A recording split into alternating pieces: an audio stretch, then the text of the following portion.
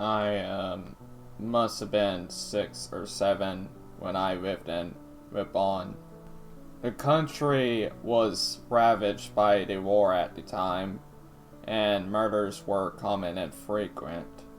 However, I remember during a particularly vicious era when the bombings rarely stopped, I would stay home, sitting in front of my television, watching a very strange show.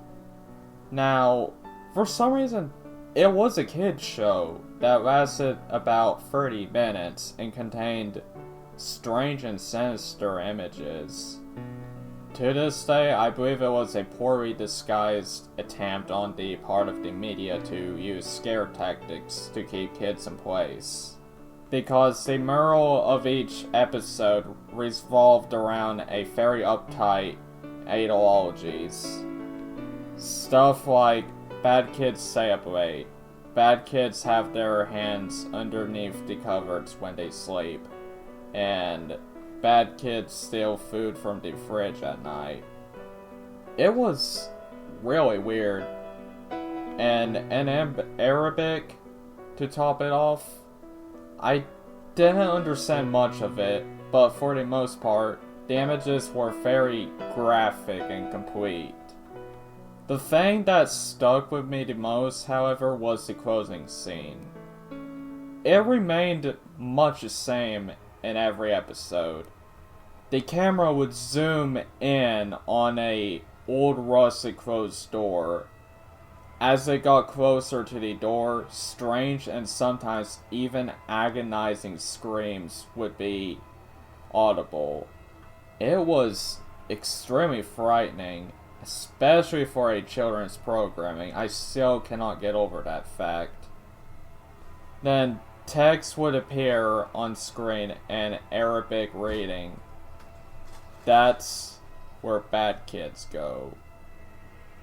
Eventually, both the image and the sound would fade out, and that would be the end of the episode. Well, about 15 or 16 years ago, I became a journalistic photographer. That show had been on my mind all my life, popping in my thoughts occasionally. Eventually, I had enough and decided to do some research.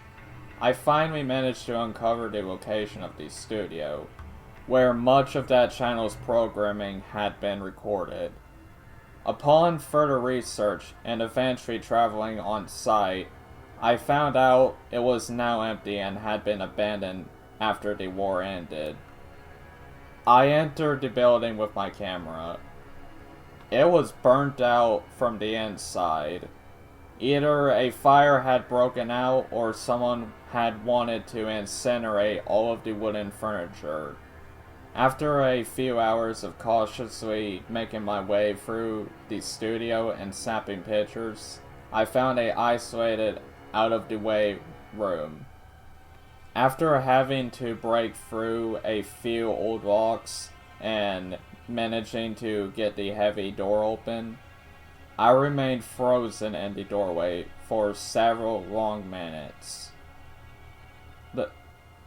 There were traces of blood, feces, and tiny bone fragments lay scattered across the floor. It was a small room and an extremely morbid scene. However, what truly frightened me, though, is what made me turn away and never want to come back.